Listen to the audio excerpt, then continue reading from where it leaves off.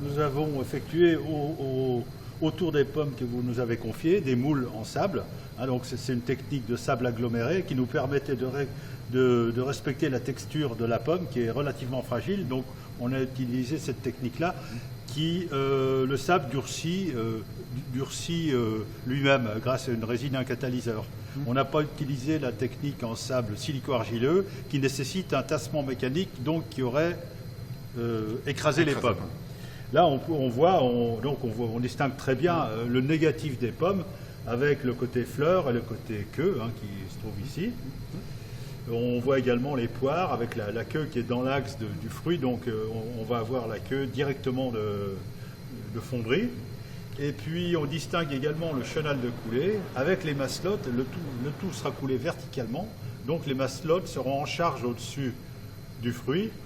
C'est un réservoir de métal liquide qui, lors du refroidissement, va recompenser les retassures dues à la masse assez conséquente du fruit. Donc on a décidé quand même de les faire pleines. Oui. Et c'est pour ça que j'ai ajouté cet artifice-là qui sera tronçonné à la fin. Oui, bien sûr, ça ne se verra plus. Voilà, alors on a deux séries de...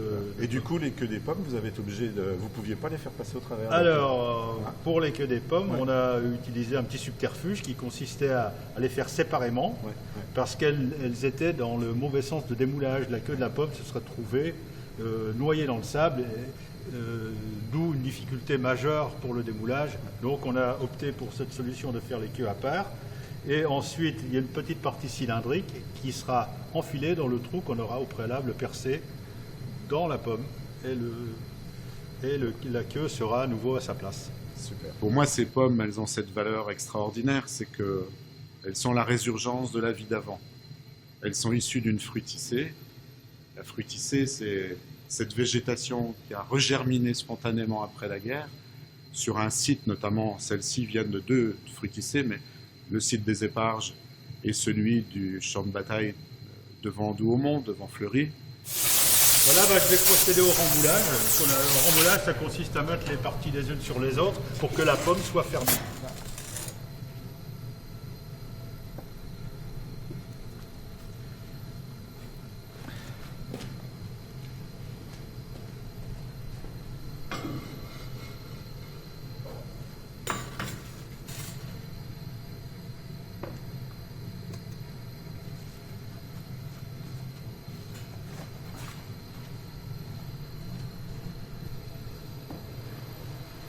C'est un projet qui effectivement est assez inhabituel parce que pour M. Grison, avec son projet, nous travaillons sur des fruits naturels et nous allons couler également un métal qui est assez inhabituel chez nous, c'est le plomb. On a plutôt l'habitude de faire des non ferreux, enfin des cuivreux et des alliages légers, bronze aluminium. Et dans le cas présent, nous allons donc faire du plomb sur des fruits naturels qui ont été cueillis récemment par M. Grison.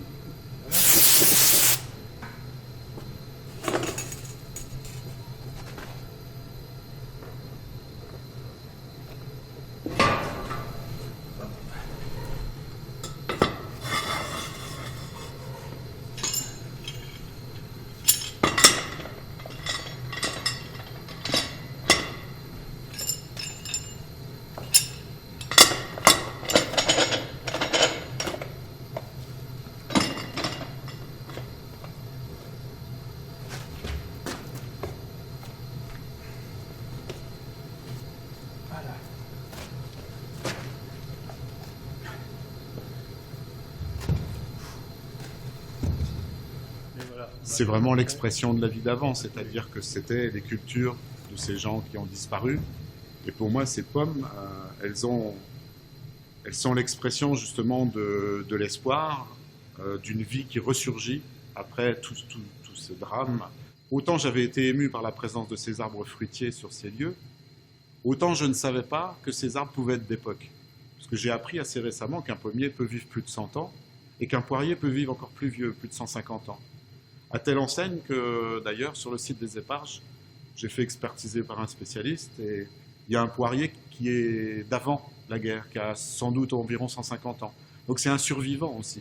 c'est un témoin. Il y a quelques arbres qui sont survivants, dont ce poirier, et qui est un formidable espoir. Je pense que toute ma photographie, et aujourd'hui je fais autre chose que de la photographie aussi, ça vient de ce territoire et c'est une façon de boucler la boucle pour moi. Voilà. Ça c'est pour vous, on va s'habiller.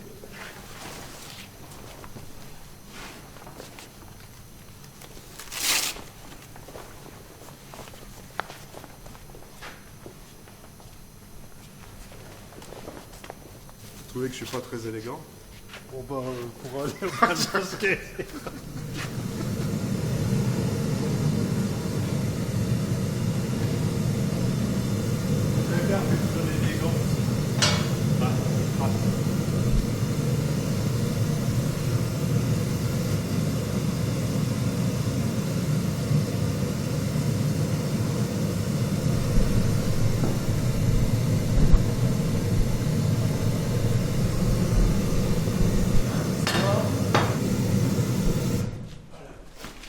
De ce côté-là, peut-être. Hein. Bon, ben j'y vais. J'enlève le couvercle. Hop là. Voilà. On prend ça dedans. Donc vous dites, voilà. Autant. Voilà. Et là, on soulève. Hein. C'est un peu lourd. Voilà. Et tournez encore, que le bec soit de ce côté-là. Dans l'autre sens, hein, dans l'autre sens. Voilà.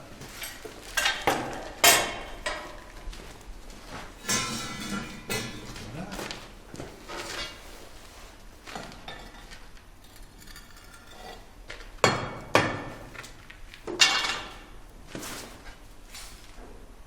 Non, c'est ça.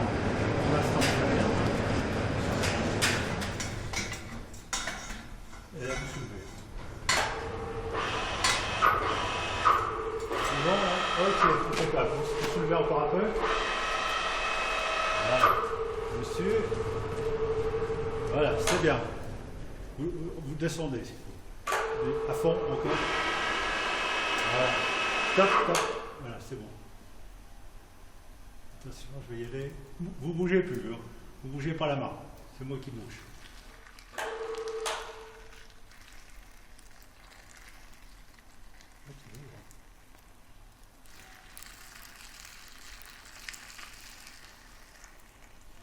Ça va être lourd. Voilà. Là. Voilà, beauté le reste. Descendez. À fond. Stop. C'est bon.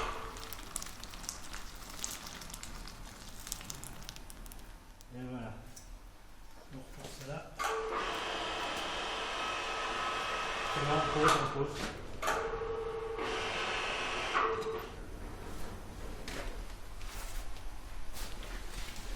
Voilà, donc la coulée est terminée. Dans quelques minutes, dans quelques instants, on va pouvoir ouvrir. Le métal a bien coulé, il y en a suffisamment dedans, proportionnellement à la taille des moules, ces deux-ci étant très conséquents par rapport au celui du milieu où c'était les queues. C'est pour ça que je l'ai coulé en dernier d'ailleurs, pour être sûr d'en avoir assez. Oui.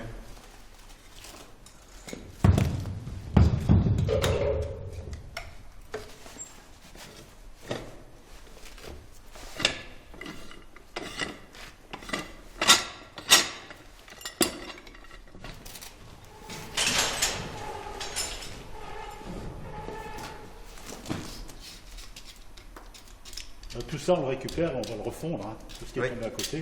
Oui. Après la coulée, c'est le démoulage. Donc là, les pièces sont solidifiées. C'est là qu'on a la grande surprise. C'est en haut. C'est en haut.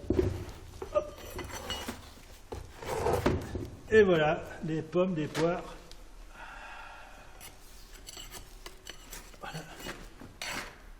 Donc on voit nettement la grappe de coulée. Hein. Donc elle est un peu prise dans le...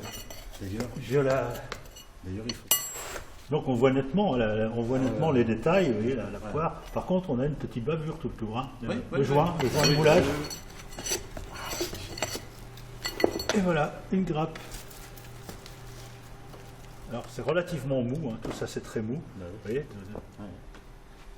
Apparemment, là, pour moi, c'est très bon ça. Vous voyez. Ah, c'est magnifique. Voilà, on regarde les suivantes alors. Ouais. Ah, c'est lourd hein, quand même ça. Voilà, on va voir les queues. On va le faire. Hop. Voilà, non. Petite rafale. Rafale de queue. Et puis le plomb est arrivé parce que pour moi, c'était cette transmutation qui arrivait.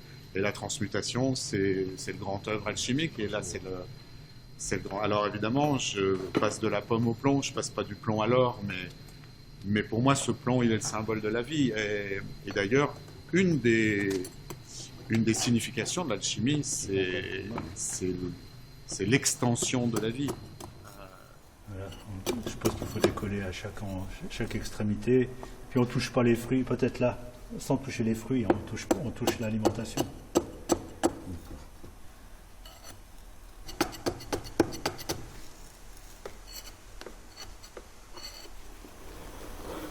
Ah, c'est chaud quand même.